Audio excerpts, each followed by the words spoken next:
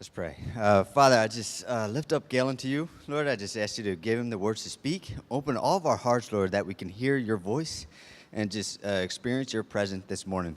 Lord, I just bless Galen for all the effort he has put into this. Lord, I just ask you to just guide him and direct him this morning. In your name we pray. Amen. Amen. Thank you.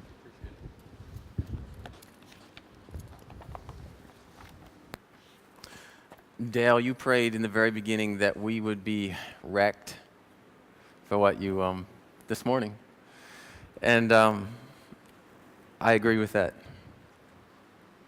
This morning is Memorial Day weekend, and it's in memory of those who gave their life for the freedom of this country, fighting for this nation. But I want to think this morning about another man who gave his life from another kingdom, who came and gave his life for our freedom.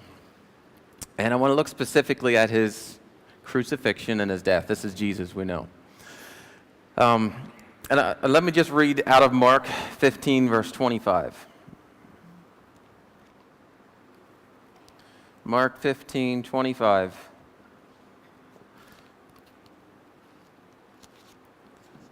Says, it was the third hour when they crucified him. That's all it says. It was the third hour when they crucified him. Now, this is the picture that most of us have when we think of the crucifixion, when we think of Jesus on the cross, when we think of that whole scenario. Jesus was crucified at the third hour, 9 o'clock, died at 3 o'clock in the afternoon, was buried that evening, he rose again. He was in the grave. He was in the grave all Saturday, and he rose again Sunday morning. That's the picture that we have. Before that, we have that he was captured Thursday night, taken to Pontius Pilate, back and forth all night Thursday night. Friday morning, he's condemned, crucified in the grave Friday night. That's the picture we have. Is that right? Is that the way you see it? Raise your hand if that's the way you see it. That's the way majority of us have been taught, been raised to see it. But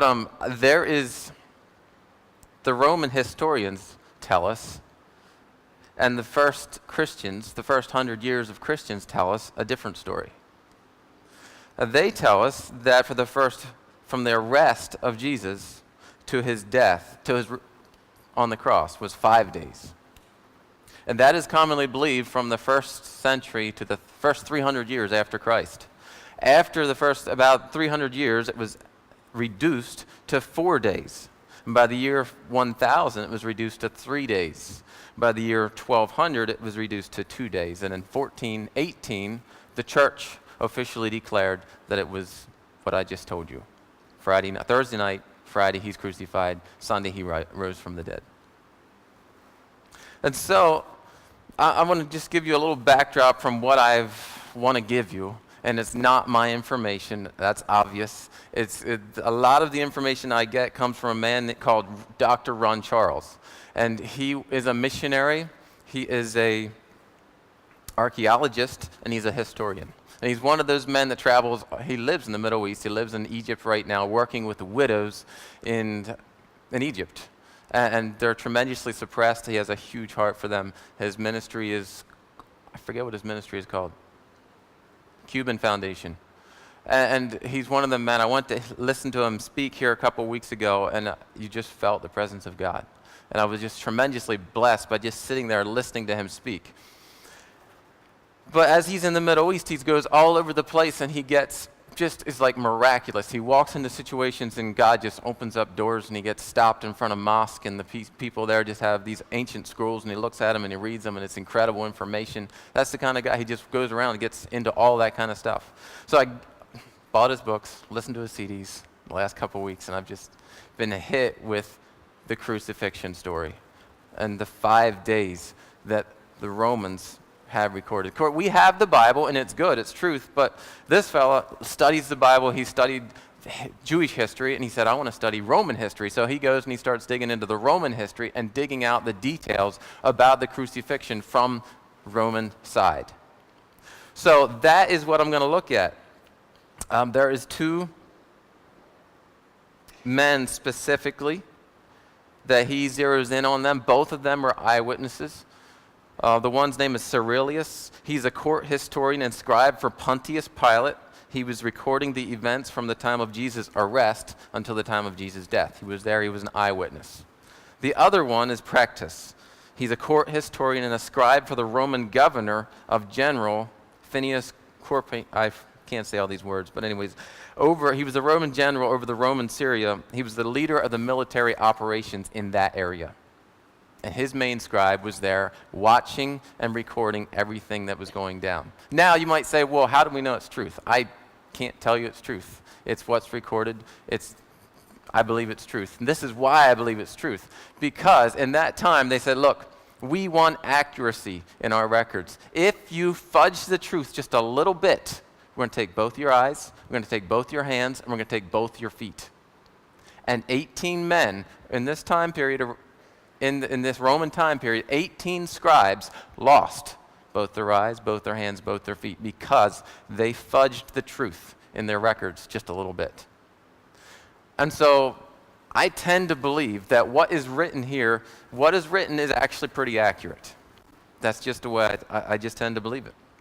The Bible records 129 different events regarding the life of Jesus. And if we go back to other non-biblical information, we have 111 events actually recorded by Romans, by Greek historians and scribes. And so those are the people where we're going back to and we're getting information from.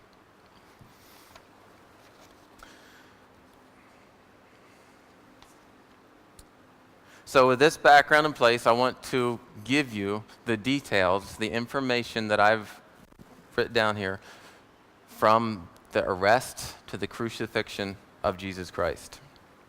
And is given by, most of it is given by the eyewitnesses, Cyrilius and Practus. So the first thing I want to say is the Romans were very organized people. They're very organized, very scheduled, they knew, just very detailed. And so when it comes to crucifixion, there is 3 days of for crucifixion in the Roman culture. There was 3 days for crucifixion. The first day was set apart was January 2. The second day set apart was April 2. And the third day was set apart was September 2. On those days and on those days only, they crucified their people. It was days for crucifixion. So they had people in prison up until those days, and so then they would crucify them. Jesus, going off this information, Jesus was absolutely positively crucified on April 2. So, not only that, going back to their records, Jesus was arrested on March 29 and crucified on April 2. We do not know the year. We do not know the day. People have speculated all kinds of different ways, but the truth is we cannot know. There's too much information missing. So there was also 4 places of crucifixion. One was in France, Marcia. Another was in Italy, in Asia. And another one was Cyrene for Rome. And for Antioch, Galilee, and Syria, the crucifixion was in Jerusalem. And they would take these people in each of these spots, these 4 areas. They had a place called Kavra. And that is where they would take people. Kavra is meaning the place of skulls or the place of bones. And that's where they'd take these people. And there was a half circle of staves, the upright piece, which was the cross. And they would bring the condemned person would come out carrying the crossbeam. And they would nail him to that crossbeam. And then they'd force him and that crossbeam up on the cross, fix it there, and it really wasn't that far off the ground. That place is the Kavra, meaning place of skulls, and now today we all sing about it and talk about it as Calvary. That was Calvary. So let's go back to March 29. March 29, Jesus is arrested. And at this day, the historians are telling us that Matthew 26, verse 47 says there was a large crowd of people came to arrest Jesus, a large crowd. The historians tell us that large crowd was 600 soldiers and about 400 chief priests and high priests and scribes and elders had all came out to get Jesus. Close to around 1,000 people. Wow. And Jesus says, you could have got me in the temple. You brought all of these just to capture me? It's amazing. They grabbed him, and the first thing they did was they took him to Annas, the house of Annas. That was one of the high priests, and they held him there all night until daybreak. And it doesn't say what they did, how they questioned. It don't say anything about that. But they held him there until daybreak. At daybreak, which was March 30, they took him to the house of Caiaphas in the morning, and then they began to interrogate him. They slandered him. They had false witnesses all day. These false witnesses would come out, and they were crisscrossed, and they were trying to accuse him, and none of their stories would line up. And this was going on all day. And this was the first time they began to physically abuse Jesus. They began to slap him on the face and say, who hit you? Who hit you? Prophesy. Tell me who hit you. At sundown, finally, they led him to the Sanhedrin, which this was the Jewish council. Now, the Jewish council could not condemn anyone to death, but they could condemn him to a punishment. So they took him there, and this is where, as he was going there, this is where Peter, another disciple, which is called, we don't know, who knew, the high priest knew, joined them. And he walked in at the Sanhedrin, and he was listening, and he was watching what's going on. And he saw Peter was out back, and so he goes out back, and he gets Peter and brings Peter in. And this is where Peter denied Jesus, at this scene right here. And just an interesting side note was, I find this little details interesting. The cock that we all imagine crowing was not a rooster. They didn't even have chickens at that area in that time. But what it most likely was a peacock. They had peacocks, and peacocks were commonly taken into the houses of these men, and they were watchdogs. They were trained to be watchdogs. If anyone new walked in, they would start screaming and screeching, and they were tremendous alarm systems. Aside from that, I don't know if they were trained or if they just did this instinctively. Every 2 hours, they would scream. Every 2 hours during the night, they would just crow. And so, as soon as sundown came, they would crow. 2 hours later, they would crow on the money. So, what Jesus was literally telling Peter was, in the space of 2 hours, you're going to deny me. In the space of 2 hours, you're going to deny me thrice, or whatever it was, twice.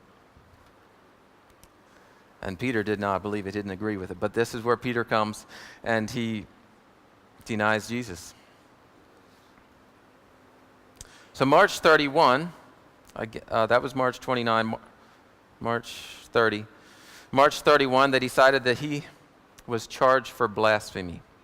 This was at the Sanhedrin. He was there all night. That next morning, March 31, they decided they're going to charge him for blasphemy. In the Jewish law, blasphemy deserved death. Okay? So they're going to charge Jesus for blasphemy, all the words he said.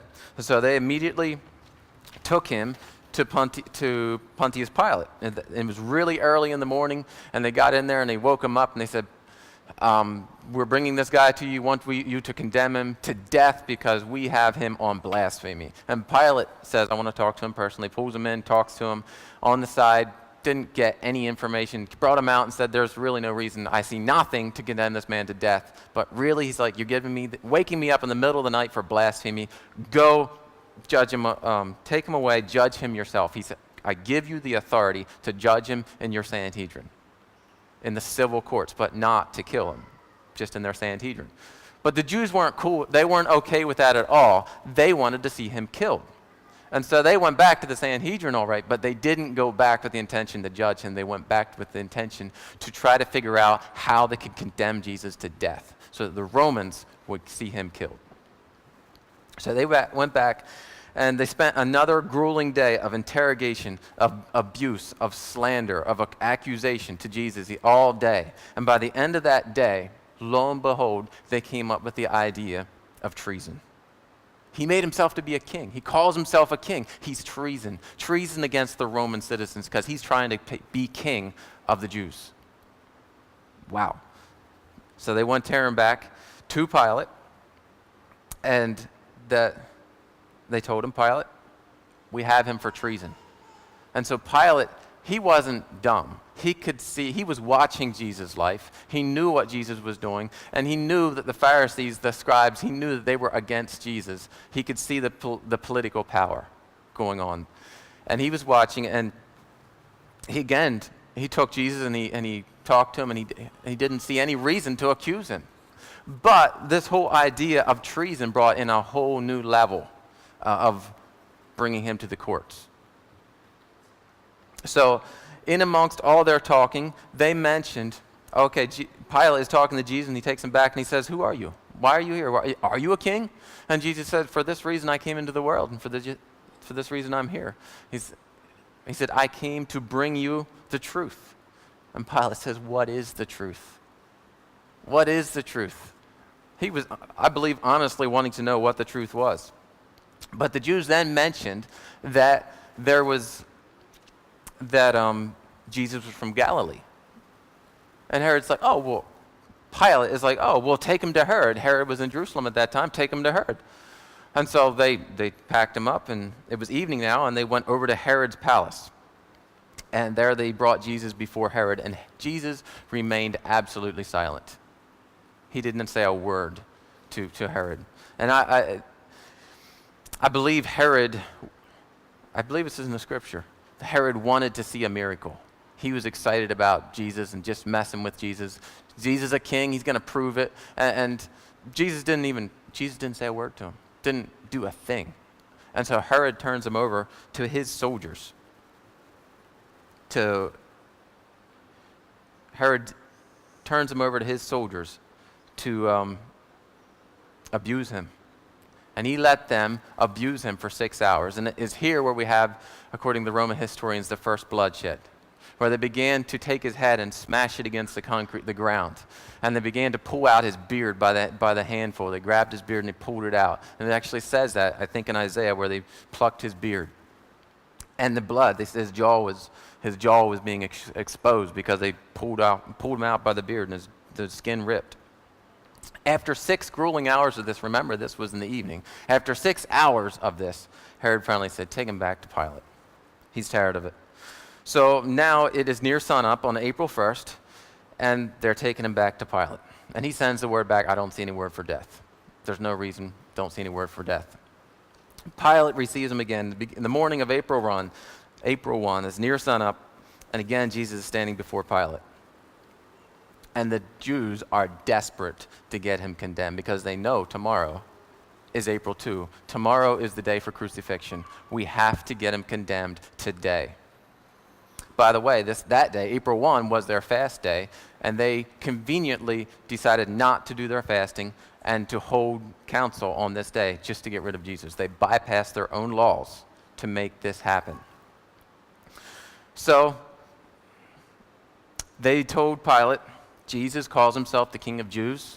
He is stirring up the people. He's telling them not to pay taxes. And if you don't do anything about this man, you are no longer a friend of the king, whoever it was.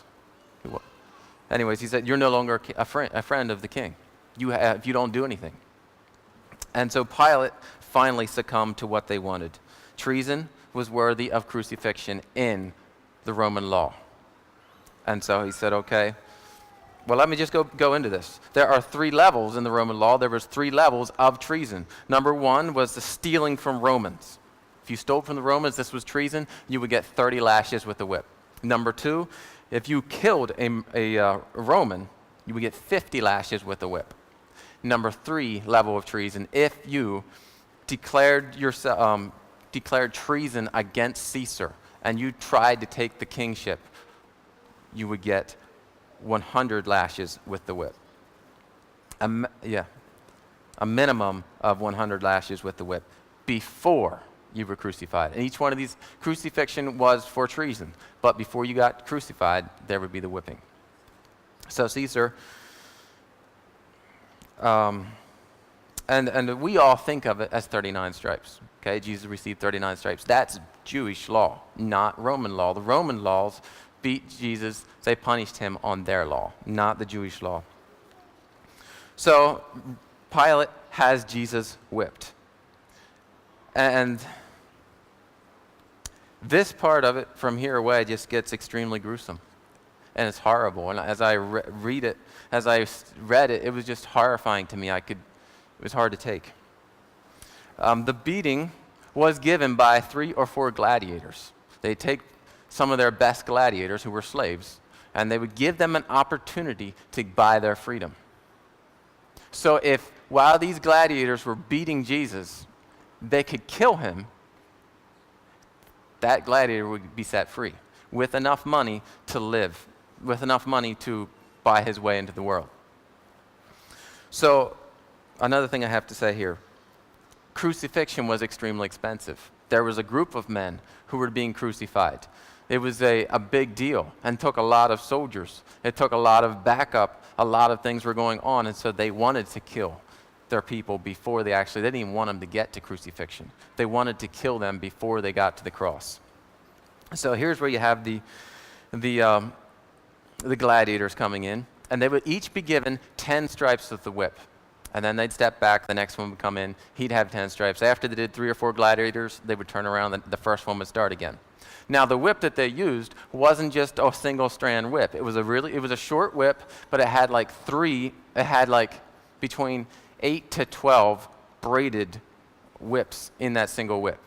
And in those braids was pieces of pottery, pieces of steel, pieces of metal. At the very end was a small ball of metal. And so literally every time he took one strike, he was probably getting about 10 lashings. And so by the time the first man was done with his 10 strikes, Jesus had received about 100 individual stripes. Does that make sense? And they sentenced him, according to history, to 100 lashes. 100 lashes. So what they did, they took him below ground in the house of Antonio, took him below ground, and there was a stone pedestal about 3 foot high and about 18 to 24 inches wide. And over that, they would force him to lay. They stripped him completely naked, and they tied his ankles to his hands to his ankles, so he could not move. And then this is when the master of the whole thing, I don't have his name written down, he would come in and he would take a wooden rod and he would beat on the victim's back. The goal was to get the blood to come to the surface, because remember, they wanted to kill this guy. So the blood would come to the surface, and he would determine when he had hit the back enough, that the blood had risen far enough, come out of the muscles and come to the surface, that the whipping would do the greatest amount of damage. When he was done with this, then he turned them over to the gladiator, and he would be in charge of how it went through. If the person who was being whipped passed out, they immediately stopped, revived him, and then continued the whipping. And so as the recorder said, the whips were coming down, and these barbs would get stuck in the flesh, and they literally had to yank it out, and hunks of flesh would come out. And as the whip was coming down, it didn't take long before the ribs were being shown. It didn't take long before they could see the backbone. It didn't take long before they could see organs. It was a bloody mess. He was whipped 50 times on his back, and then they turned him over, and they whipped him 50 times on his stomach. Most likely, no less than 1,000 lashes with all those strikes together. And Cyrillus says he's seen over 200 lashings. And of all the lashings he's ever seen, this was by far the worst. In his words, this man was marred worse than any man that we've ever seen. But go back to Isaiah. And as Isaiah says those exact words, he says he was marred beyond recognition. And that's exactly what Cyrillus says. He says this man was marred. When he was done with his whipping, his face was completely gone. You couldn't recognize him. His sexual organs were completely gone. He was no longer a human. He was a ribbon of flesh. He was all his flesh hung in ribbons. He was completely marred and destroyed. And yet, as he was going through this whipping, he never said a word.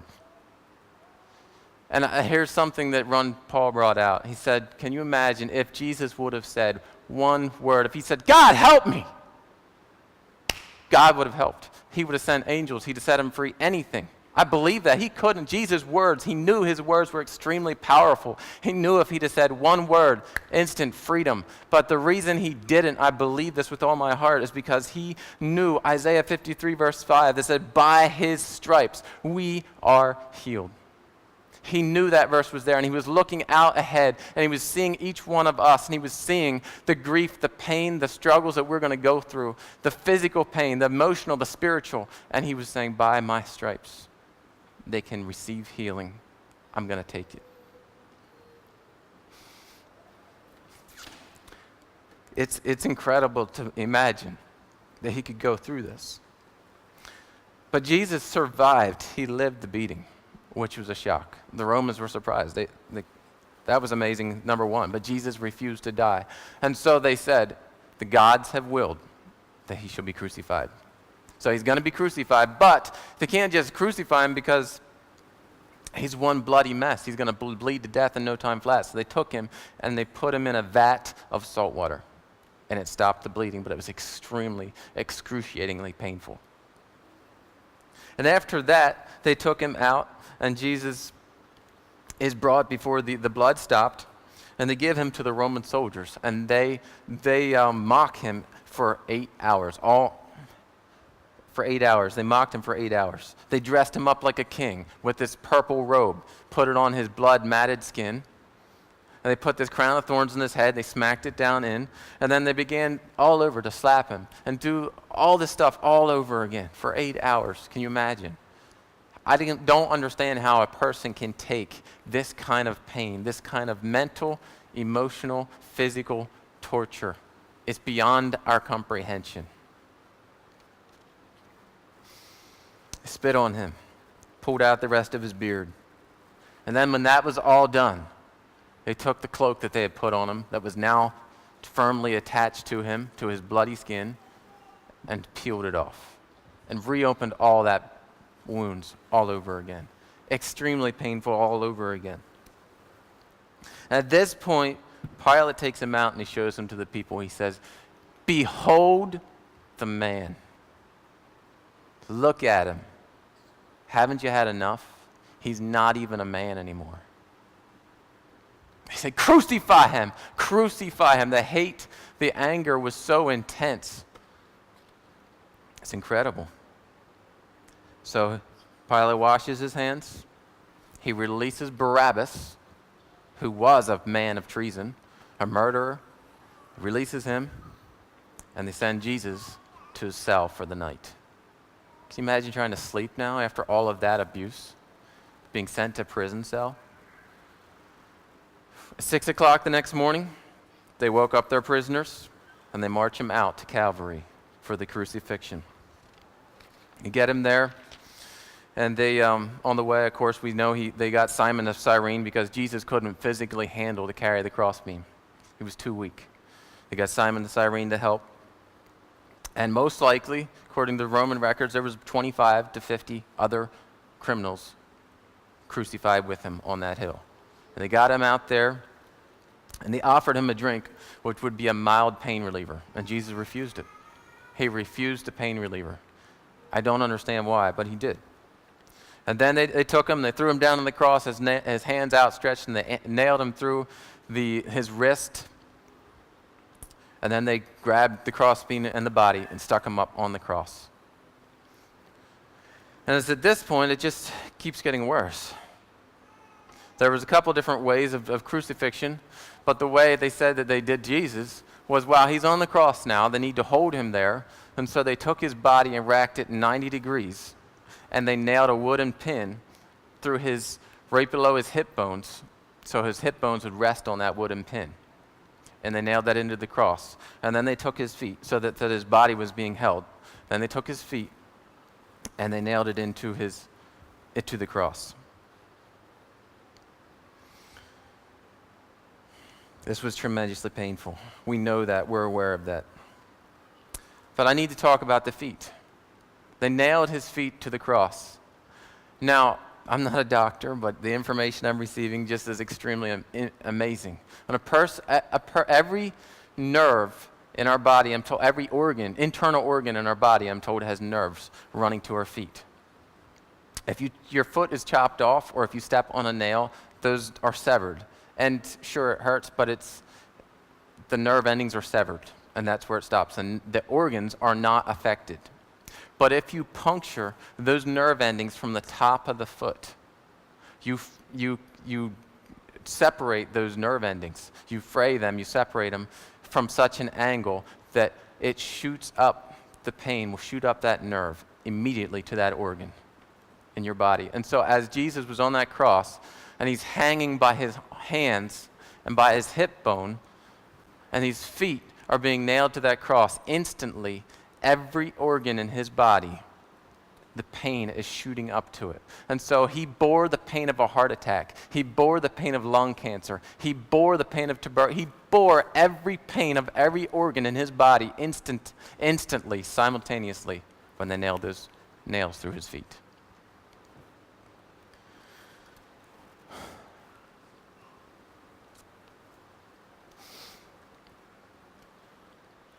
And now Jesus says, Father, forgive them, because they don't know what they're doing. Incredible. Incredible. As Jesus' weight pulled him down, pain would shoot through his arms. From the nerves in his hands would shoot through his arms and crash into his head, into his brain. As he tried to push up from his feet, the pain from the nerve in his feet would shoot up to every organ afresh, bringing that back to him, that pain back to him. And as he relaxed, he couldn't breathe, because he could breathe in, but he couldn't release it. So he'd have to push up to breathe. And this is what was going on for the 6 hours that Jesus was on the cross. He would breathe in of any criminal on the cross, any person on the cross. He'd breathe in, sink down, and then they get their strength up, push up so they could let the air out. And that's just the way it went. Extremely painful. As fatigue would come into the muscles would begin to cramp. Extremely painful. And so for the next 6 hours, Jesus was there struggling to breathe, enduring the pain, shooting through his hands, shooting through his feet, through his body. Well, now, at 9 o'clock, Jesus was crucified. At 12 o'clock, it says, darkness covered the earth. And at 3 o'clock, Jesus cries out, he says, my God, why have you forsaken me? Now, I cannot declare this from Scripture. This is only what I believe and what we see, but it looks like from 12 o'clock, the Father God had turned his face away from Jesus. And I don't know exactly why, all the reasons. I don't have to give the reasons, but that's what it looks like. And Jesus was there in the darkness, in the pain, hanging on that cross for 3 hours. At the end of 3 hours, he just cried out, my God, why have you forsaken me? Jesus knows what it feels like to be forsaken by God. He knows what it feels like to be there.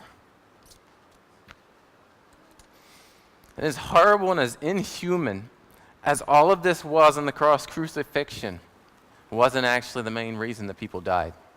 They would often stay on the cross for 6 days. But what they died from often was from vultures and wild dogs and jackals eating them alive. They're only a foot off the ground. But Jesus didn't do that. At 3 o'clock, he died. The earth shook. The veil in the temple rent in twain. The graves burst open. People came out of the graves. The earthquake is recorded to have been all over the world. All over the then known world, they had recordings of this earthquake. And it was a surprise to the Romans when Jesus died. After 6 hours on the cross, they were surprised. When Simon came to ask for the body of great Jesus, Pilate says, is he dead? Is he dead? Yeah, he's dead. So it was a surprise to them. And Jesus has the least amount of time ever recorded in Roman history, in the Roman records, of time on the cross till death, 6 hours. And the man that was beside him, one of the malefactors who died with him, Jesus, the same day. There's only 2 people that died the same day of crucifixion in their records, and it was Jesus and this malefactor. So when Jesus told the malefactor, today you will be with me in paradise, that was a tremendous blessing to that man. It is also considered amazing that Jesus was buried in a tomb, because when people were crucified, this inhumane, horrible death, it was meant to be extremely embarrassing. It was meant to be extremely painful. It was horrible. And when you were crucified, you were there on the cross for 21 days before you were taken down. When you're taken down, your bones were burned. They were not buried. But Jesus, as we see, God had it. Jesus was taken down from the cross. He was not eaten by animals. He was taken down from the cross, and he was buried in a tomb.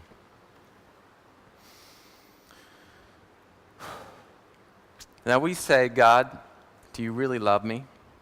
We think we have hard times in our life. We think we have struggles. We think all of these things, and we think it's God's fault. Do you love me? You don't understand. You've never been in my situation. You've never experienced the type of pain, drama, suffering that I have suffered. God, where are you at? Why have you forsaken me? Maybe we get angry at God. But Jesus does understand. Of that, I'm convinced. Just by watching this story, he does understand. He experienced every spiritual, every emotional, and every physical pain that there is to man, I believe. And he did it with love in his heart, knowing exactly how it would be, how it would set us free, and how it would bring healing, bring life, bring hope. So, I have a prayer that I want to read, and this is my heart, because what I've seen, discovered, wrecked me. And I said, wow, God, I don't want what Jesus did on the cross to be in vain. I want my belief system to be changed. I know that I don't understand why we don't see healing. I know that I don't understand why people live in mental, physical, spiritual torment. I don't understand that, and I can pray and not see healing. I don't understand that. But one thing's for sure, Jesus, I don't want what you did on the cross to be done in vain. And I want that everything that you've done for me, I want it. I want to accept that. I want to claim it. I want to receive it. And that's my prayer. That God would change our belief systems, our understanding, our heart, to understand what Jesus really did, all that he's done for us, and to be able to receive it. God bless you guys.